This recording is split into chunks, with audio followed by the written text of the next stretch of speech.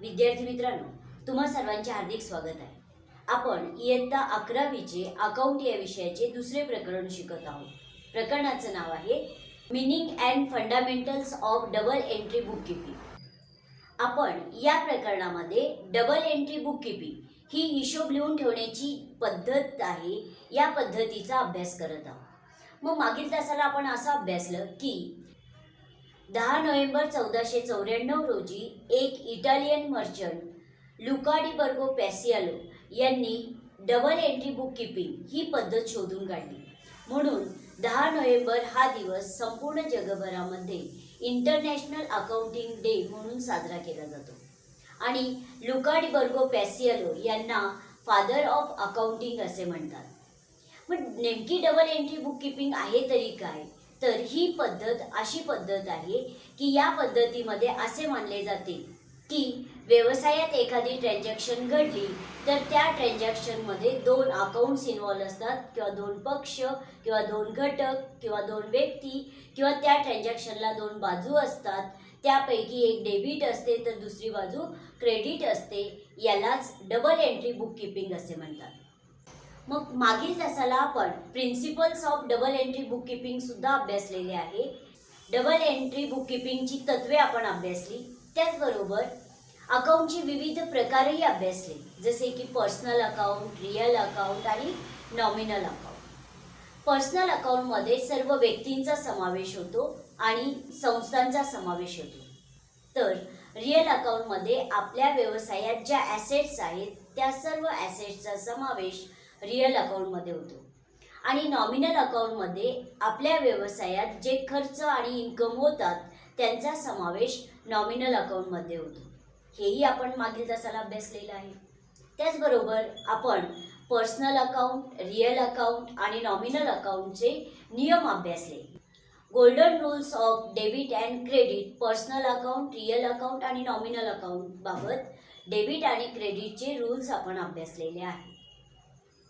मग आपण असं अभ्यासलं, पर्सनल अकाउंटचा नियम आपण अभ्यासलेला आहे, debit the receiver, credit the giver. Real अकाउंटचा नियम आहे debit what comes in, credit what goes out. आणि नॉमिनल अकाउंटचा नियम आहे debit all expenses and losses, credit all incomes and gains. मग मागील तासाला आपण इथपर्यंतचा सविस्तर अभ्यास केलेला आहे. मग या तासाला आपण व्यवसायात एखादी ट्रान्झॅक्शन घडल्यानंतर ती ट्रान्झॅक्शन डबल एंट्री सिस्टीमनुसार कशी सोडवायची याचा आपण अभ्यास करणार आहोत. पहा, मी पहिली ट्रान्झॅक्शन फळ्यावरती लिहिलेली आहे. आधी आपण ट्रान्झॅक्शनचं वाचन करूया. Started business with cash ₹2 lakh, की 2 लाख रुपये कॅशने व्यवसायाची सुरुवात केली. आणि व्यवसायाची सुरुवात आपणच केली आहे असं समजून ती ट्रान्झॅक्शन सोडवायची असते. म्हणजे आपण व्यवसायाची सुरुवात केली, 2 लाख रुपये कॅश व्यवसायात गुंतवले आणि व्यवसायाला सुरुवात केली. स्टार्टेड म्हणजे सुरू करणे, बिझनेस म्हणजे व्यवसाय, विथ ने कॅशने आपण व्यवसायाची सुरुवात केली. म्हणजे 2 लाख रुपये कॅश व्यवसायात गुंतवले, पण ते 2 लाख रुपये कॅपिटल म्हणून गुंतवलेले आहेत, अशी ट्रान्झॅक्शन आहे. मग ट्रान्झॅक्शन नेमकी कशी घडलेली आहे ती आपण आकृतीच्या सहाय्याने समजावून घेऊया. समजा व्यवसाय संस्थेचं नाव आहे XYZ आणि समोरची व्यक्ती आपण आहोत A. त्यावेळेस आपण आपल्या व्यवसायाला सुरुवात केली आणि व्यवसायामध्ये कॅश गुंतवली, आणि याचा अर्थ कॅश व्यवसायात आली. आणि त्यावेळेस A यांची भूमिका गिव्हरची आहे, ते व्यवसायाला कॅश देत आहेत कॅपिटल म्हणून. अशी ट्रान्झॅक्शन घडलेली आहे. मग पहा, ट्रान्झॅक्शन वाचून झालेली आहे, ट्रान्झॅक्शनचा अर्थही आपल्याला समजलेला आहे. मग आपण डबल एंट्री सिस्टीमनुसार ही ट्रान्झॅक्शन सोडवत आहोत. म्हणजे डबल एंट्री सिस्टीमनुसार एखादी ट्रान्झॅक्शन व्यवसायात घडल्यानंतर त्या ट्रान्झॅक्शनमध्ये दोन घटक किंवा दोन पक्ष किंवा दोन व्यक्ती किंवा दोन अकाउंट्स इन्व्हॉल्व असतात, हे आपण अभ्यासत आहोत. मग पहिलं अकाउंट इन्व्हॉल्व आहे या ट्रान्झॅक्शनमध्ये कॅश अकाउंट. दुसरं अकाउंट इन्व्हॉल्व आहे कॅपिटल अकाउंट. कारण कारण जेव्हा व्यवसायाला सुरुवात होते तेव्हा नेहमी दुसरा अकाउंट इन्व्हॉल्व असते, कॅपिटल अकाउंट. इथपर्यंत आपल्याला समजलं की ट्रान्झॅक्शन वाचून झाली. त्या ट्रान्झॅक्शनमध्ये कोणते दोन अकाउंट्स इन्व्हॉल्व आहेत ते आपल्याला समजलं. आता त्या दोन अकाउंटपैकी एक डेबिट असणार आहे आणि एक क्रेडिट असणार आहे, कारण आपण डबल एंट्री सिस्टीमनुसार ही ट्रान्झॅक्शन अभ्यासत आहोत. पहा, आता डेबिट कोणाला द्यायचं आणि क्रेडिट कोणाला द्यायचं त्यासाठी आपल्याला गोल्डन रूल्स उपयोगी पडणार आहे. Cash account is a real account. आता ही दुसरी पायरी. Capital account is a personal account.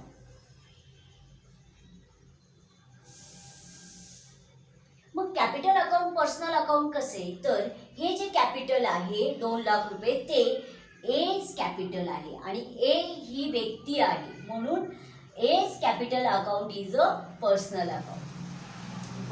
दुसरी पायरी पण पूर्ण झाली आपली की आपण ते अकाउंट कोणते आहेत, पर्सनल आहेत, रिअल आहेत की नॉमिनल आहेत ते पण लिहिले. आता तिसरी पायरी की आता त्यापैकी एक अकाउंट डेबिट असणार आहे आणि दुसरं अकाउंट क्रेडिट असणार आहे. पाहूया, जर कॅश अकाउंट हे रिअल अकाउंट आहे तर इथे रिअल अकाउंटचा नियम लागू होईल आणि रिअल अकाउंटचा नियम आहे debit what comes in, credit what goes out. मग प्रश्न विचारा की कॅश व्यवसायात आली आहे का गेली आहे, तर कॅश व्यवसायात आली आहे. Debit what comes in. एक अकाउंट डेबिट असेल तर दुसरे अकाउंट क्रेडिटच येणार आहे. मग तरी सुद्धा आपण कन्फर्म करूया हे आपलं उत्तर बरोबर आहे किंवा नाही. कॅपिटल अकाउंट जर पर्सनल अकाउंट आहे तर इथे पर्सनल अकाउंटचा नियम लागू होईल आणि पर्सनल अकाउंटचा नियम आहे debit the receiver, credit the giver. मग त्यावेळेस प्रश्न विचारायचा असतो की ए यांची भूमिका रिसिव्हरची आहे का गिव्हरची आहे, तर ए यांची भूमिका गिव्हरची आहे. त्यांच्या घरून कॅश आणत आहेत आणि व्यवसायात गुंतवत आहेत, त्यावेळेस त्यांची भूमिका गिव्हरची आहे. त्यामुळे debit the receiver, credit the giver. पहा, एक अकाउंट डेबिट असेल तर दुसरे अकाउंट क्रेडिट असते. आपण डबल एंट्री सिस्टीमनुसार ही ट्रान्झॅक्शन सोडवलेली आहे. मग ही झाली पहिली ट्रान्झॅक्शन. आता आपण दुसरी ट्रान्झॅक्शन सोडवणार आहोत. आधी मी फळ्यावर लिहिणार आहे. पहा, पुढील ट्रान्झॅक्शन मी फळ्यावरती लिहिलेली आहे. आधी आपण ट्रान्झॅक्शनचं वाचन करूया. Received cash from Anita ₹10,000. Received म्हणजे मिळाले. काय मिळालेली आहे आपल्याला, कॅश, रोख रक्कम. फ्रॉम कडून, कोणाकडून, अनिता यांच्याकडून आपल्याला ₹10,000 कॅश मिळाली असा अर्थ आहे. ट्रान्झॅक्शनचा अर्थ आपल्याला समजलेला आहे. आपण आकृतीच्या साहाय्याने आणखीन ट्रान्झॅक्शन व्यवस्थित समजावून घेऊया. पहा, आपण आहोत ए आणि ही ट्रान्झॅक्शन आपल्याच व्यवसायात घडलेली आहे असं समजून ती सोडवायची असते. मग आपण आहोत ए आणि समोरची व्यक्ती आहे अनिता. म्हणजे आपण आणि अनिता यांच्यामध्ये हा झालेला व्यवहार आहे. मग अनिता यांच्याकडून आपल्याला कॅश मिळाली, रिसिव्ड कॅश मिळाली. मग कॅश मिळाली म्हणून कॅशचा बाण आपल्याकडे असेल, कारण आपल्याला ती कॅश मिळाली, आपण ती रिसिव्ह केली. मग त्यावेळेस अनिता यांची भूमिका गिव्हरची आहे, कारण त्या आपल्याला कॅश देत आहे. मग आपल्याला ट्रान्झॅक्शन आकृतीच्या साहाय्याने आणखीन छान समजलेली आहे. पहा, आता आपल्याला ट्रान्झॅक्शन मध्ये कोणते दोन अकाउंट्स इन्व्हॉल्व आहेत ते अभ्यासायचं आहे. पहिलं अकाउंट इन्व्हॉल्व आहे कॅश अकाउंट. आता दुसरं अकाउंट इन्व्हॉल्व आहे अनिताज अकाउंट.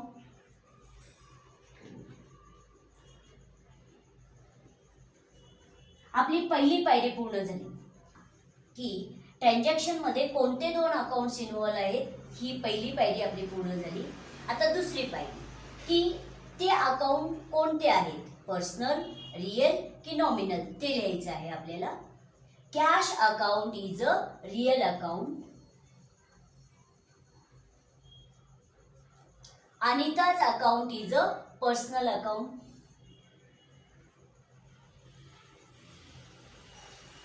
ही दुसरी पायरी सुद्धा आपली पूर्ण झाली. आता तिसरी पायरी की त्यापैकी एक अकाउंट डेबिट असणार आहे आणि दुसरं अकाउंट क्रेडिट असणार आहे, किंवा पहिलं अकाउंट क्रेडिट असणार आहे किंवा दुसरं अकाउंट डेबिट असणार आहे. चला तर आपल्याला गोल्डन रूल्सच्या साहाय्याने डेबिट आणि क्रेडिट द्यायचं आहे. कॅश अकाउंट जर रिअल अकाउंट आहे तर इथे रिअल अकाउंटचा नियम लागू होईल आणि रिअल अकाउंटचा नियम आहे debit what comes in, credit what goes out. मग रिअल अकाउंट आल्यानंतर प्रश्न विचारायचा की ती कॅश किंवा ती ॲसेट व्यवसायात आली का गेली, असा प्रश्न विचारायचा आहे. आणि ह्या ट्रान्झॅक्शनमध्ये कॅश आपल्या व्यवसायात आलेली आहे. Debit what comes in, credit what goes out. इथे कॅश व्यवसायात आल्यामुळे रिअल अकाउंटच्या नियमाप्रमाणे आपण कॅश अकाउंटला देऊया डेबिट.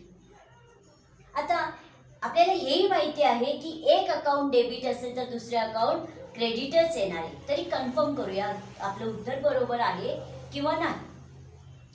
पहा, अनिताज अकाउंट जर पर्सनल अकाउंट आहे तर इथे पर्सनल अकाउंटचा नियम लागू होईल आणि पर्सनल अकाउंटचा नियम आहे debit the receiver, credit the giver. कारण पर्सनल अकाउंटमध्ये व्यक्तींचा समावेश होतो आणि त्यावेळेस व्यक्ती ह्या रिसिव्हर आहेत का गिव्हर आहेत असा प्रश्न विचारायचा. मग या ट्रान्झॅक्शनमध्ये अनिता ह्या रिसिव्हर आहेत का गिव्हर आहेत ते पाहूया आपण.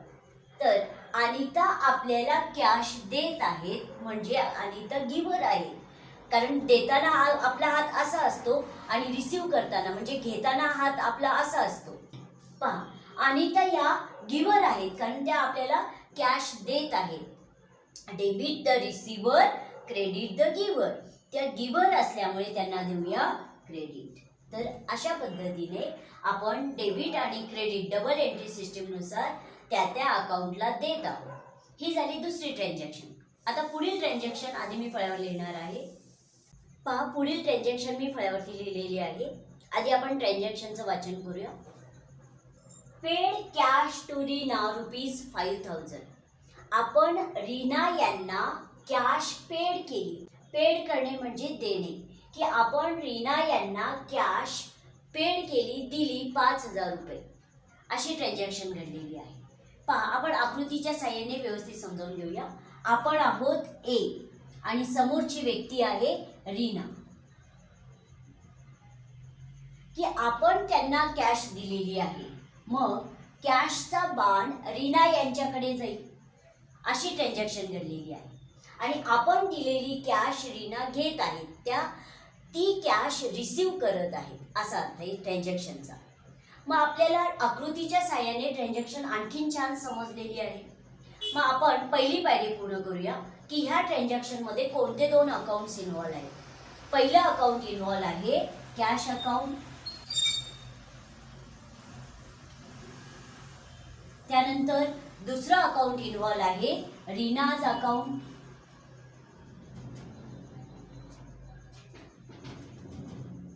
आता आपल्याला दुसरी पायरी पूर्ण करायची आहे की कॅश अकाउंट कोणता अकाउंट आहे, पर्सनल, रिअल की नॉमिनल. तर cash account is a real account, Reena's account is a personal account.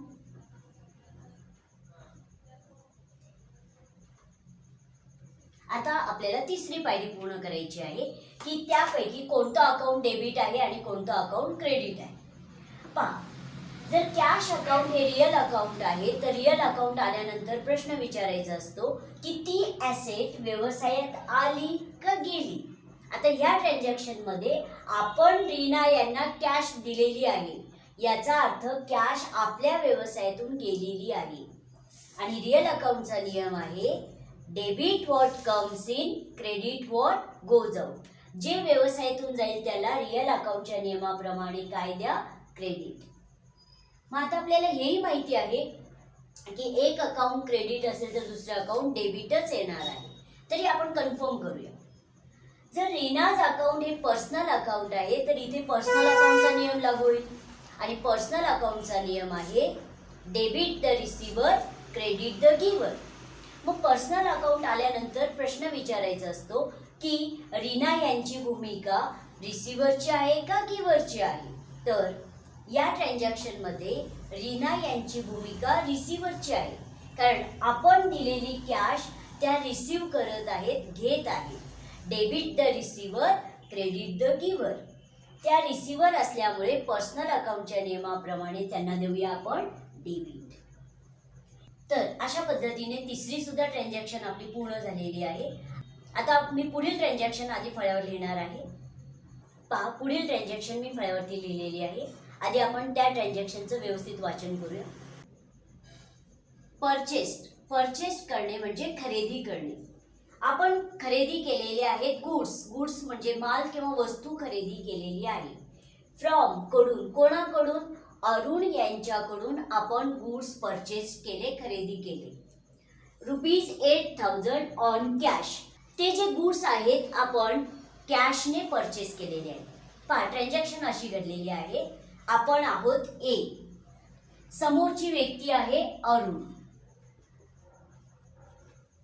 आपण गुड्स परचेस केलेले आहेत. मग गुड्सचा बाण आपल्याकडे येईल, कारण आपण गुड्स परचेस केलेले आहे. मग हे जे गुड्स आहेत ते आपण कॅशने परचेस केलेले आहेत.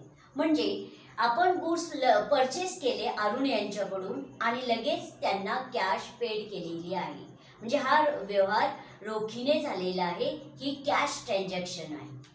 पहा, मग कॅश आपण त्यांना लगेच पेड केलेली आहे. मग कॅशचा बाण अरुण यांच्याकडे जाईल. मग आपल्याला ट्रान्झॅक्शन समजलेली आहे. आपण गुड्स परचेस केले, गुड्सचा बाण आपल्याकडे आला आणि आपण लगेच अरुण यांना कॅश पेड केलेली आहे ₹8,000, म्हणून कॅशचा बाण अरुण यांच्याकडे गेला. मग आपल्याला ट्रान्झॅक्शन आकृतीच्या साहाय्याने छान समजलेली आहे. आता या ट्रान्झॅक्शनमध्ये कोणते दोन अकाउंट्स इन्व्हॉल्व आहेत ते पाहूया. पहिला अकाउंट इन्व्हॉल्व आहे खरं तर गुड्स अकाउंट, पण आपण गुड्स ऐवजी इथे घेणार आहोत परचेसेस अकाउंट, की आपण ते गुड्स परचेस केले म्हणून आपण गुड्स ऐवजी परचेसेस अकाउंट घेणार आहोत.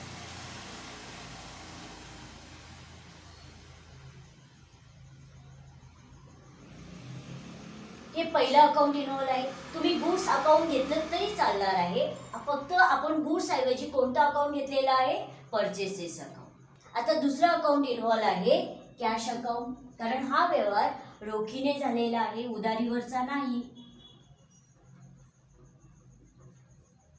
चला, पहिली पायरी पूर्ण झाली की ट्रान्झॅक्शन मध्ये कोणते दोन अकाउंट्स इन्व्हॉल्व आहेत हे आपल्याला समजले. आता दुसरी पायरी की ते अकाउंट्स पर्सनल, रियल की nominal. Purchases account is a nominal account. म्हणजे इथे नॉमिनल अकाउंटचा नियम लागू होईल आणि cash account is a real account.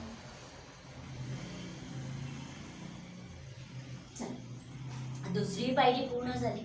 आता तिसरी पायरी आपल्याला डेबिट किंवा क्रेडिट ठरवायचं आहे. पहा, जर परचेसेस अकाउंट हे नॉमिनल अकाउंट आहे तर इथे नॉमिनल अकाउंटचा नियम लागू होईल आणि नॉमिनल अकाउंटचा नियम आहे debit all expenses and losses, credit all incomes and gains. की आपल्या व्यवसायात जर खर्च झाला तर नॉमिनल अकाउंटच्या नियमाप्रमाणे डेबिट द्या आणि आपल्या व्यवसायात जर इन्कम झाले तर नॉमिनल अकाउंटच्या नियमाप्रमाणे क्रेडिट द्या. असा नियम नॉमिनल अकाउंटचा आहे. मग नॉमिनल अकाउंट आल्यानंतर नेहमी प्रश्न विचारायचा की ह्या ट्रान्झॅक्शन मध्ये आपला खर्च झालेला आहे का इन्कम झालेला आहे.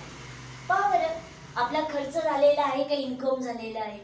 आपण कॅश अरुण यांना पेड केली, याचा अर्थ आपला खर्च झाला, म्हणून नॉमिनल अकाउंटच्या नियमाप्रमाणे debit all expenses and losses, म्हणून आपण परचेसेस अकाउंटला डेबिट दिलेलं आहे. आता एक अकाउंट डेबिट असेल तर दुसरे अकाउंट क्रेडिटच येणार आहे. फक्त कन्फर्म करू आपलं उत्तर बरोबर आहे किंवा नाही. कॅश अकाउंट जर रियल अकाउंट आहे तर रियल अकाउंटचा नियम लागू होईल आणि रियल अकाउंटचा नियम आहे debit what comes in, credit what goes out. मग प्रश्न विचारा की कॅश व्यवसायात आली आहे का गेली आहे. कारण पहा, बाण अरुण यांच्याकडे आहे कॅशचा, याचा अर्थ आपल्याकडून कॅश अरुण यांच्याकडे गेलेली आहे, म्हणजे आपल्या व्यवसायातून कॅश गेली. आणि रिअल अकाउंटचा नियम आहे debit what comes in, credit what goes out. आपलं उत्तर बरोबर आहे. आपण ट्रान्झॅक्शनचाच अभ्यास करत आहोत की व्यवसायात एखादी ट्रान्झॅक्शन घडल्यानंतर ती ट्रान्झॅक्शन डबल एंट्री सिस्टीमनुसार आपण डेबिट क्रेडिट कसं द्यायचं याचाच अभ्यास करत आहोत. मग आता पुढील ट्रान्झॅक्शन मी फळ्यावर आधी लिहिणार आहे. पहा, पुढील ट्रान्झॅक्शन मी फळ्यावरती लिहिलेली आहे. आधी आपण ट्रान्झॅक्शनचं वाचन करूया. Sold goods to Pawan ₹2000 on cash. Sold म्हणजे विक्री, गुड्स म्हणजे वस्तू किंवा माल, टू ला कोणाला आपण माल विकला तर पवन यांना आपण 2000 रुपयांचा माल कॅशने विकला, असा त्या ट्रान्झॅक्शनचा अर्थ आहे. तरी सुद्धा आपण एका आकृतीच्या साहाय्याने ही ट्रान्झॅक्शन आणखीन छान समजावून घेऊया. आपण आहोत ए आणि समोरची व्यक्ती आहे पवन. म्हणजे आपण आणि पवन यांच्यामध्ये हा व्यवहार झालेला आहे. आपण माल विकलेला आहे या ट्रान्झॅक्शन मध्ये. सोल्ड गुड्स, माल विकला. मग गुड्सचा बाण पवन यांच्याकडे जाईल कारण आपण माल विकलेला आहे आणि पवन तो माल खरेदी करत आहे. मग इथपर्यंत समजलं.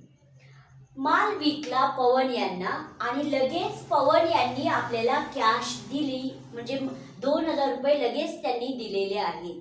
मग कॅशचा बाण आपल्याकडे येईल कारण आपण माल विकला आणि समोरच्या व्यक्तीने आपल्याला कॅश दिली, असा व्यवहार झालेला आहे. मग आपल्याला आकृतीच्या साहाय्याने ही ट्रान्झॅक्शन आणखीन सविस्तर समजलेली आहे. चला आता ह्या ट्रान्झॅक्शन मध्ये कोणत्या अकाउंट्स इन्व्हॉल्व आहेत ते पाहूया. पहिलं अकाउंट इन्व्हॉल्व आहे, खरं तर गुड्स अकाउंटच इन्व्हॉल्व आहे, पण गुड्स ऐवजी आपण घेणार आहोत सेल्स अकाउंट. पहिलं अकाउंट इन्व्हॉल्व आहे सेल्स अकाउंट. दुसरं अकाउंट इन्व्हॉल्व आहे कॅश अकाउंट, कारण हा व्यवहार रोखीने झालेला आहे, कॅशने झालेला आहे, म्हणून दुसरं अकाउंट इन्व्हॉल्व आहे कॅश अकाउंट. ही झाली पहिली पायरी पूर्ण. आता दुसरी पायरी, sales account is a nominal account. Cash account is a real account. चला आता आपल्याला तिसरी पायरी पूर्ण करायची आहे की डेबिट आणि क्रेडिट ठरवायचं आहे. सेल्स अकाउंट जर नॉमिनल अकाउंट आहे तर इथे नॉमिनल अकाउंटचा नियम लागू होईल आणि कॅश अकाउंट जर रिअल अकाउंट आहे तर इथे रिअल अकाउंटचा नियम लागू होईल.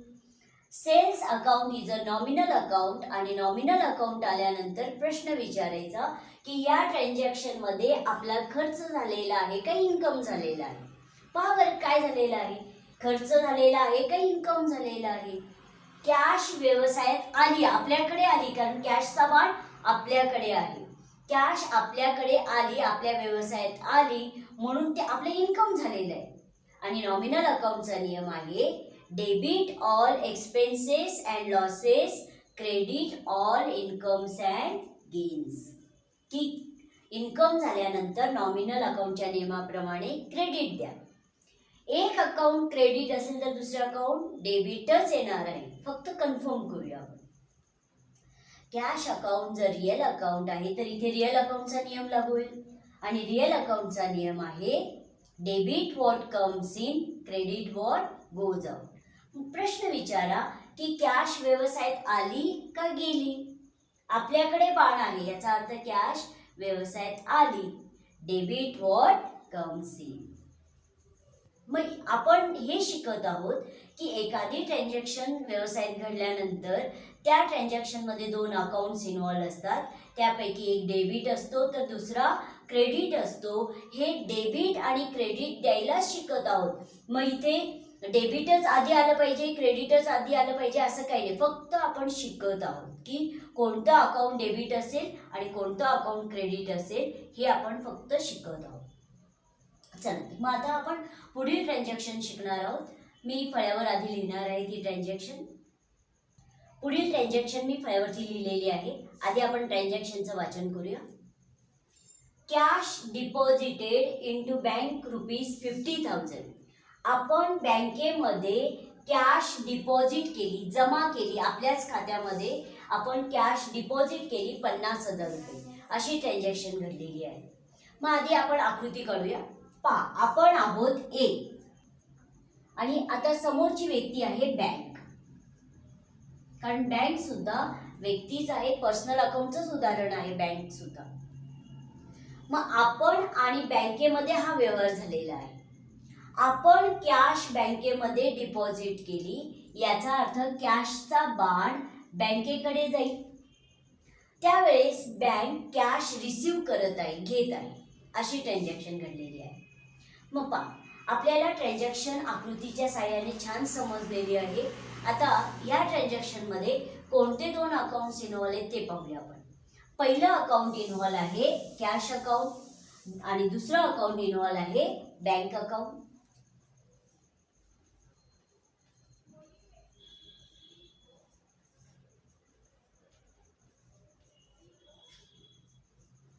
चला, पहिली पायरी पूर्ण झाली. आता दुसरी पायरी, cash account is a real account, bank account is a personal account.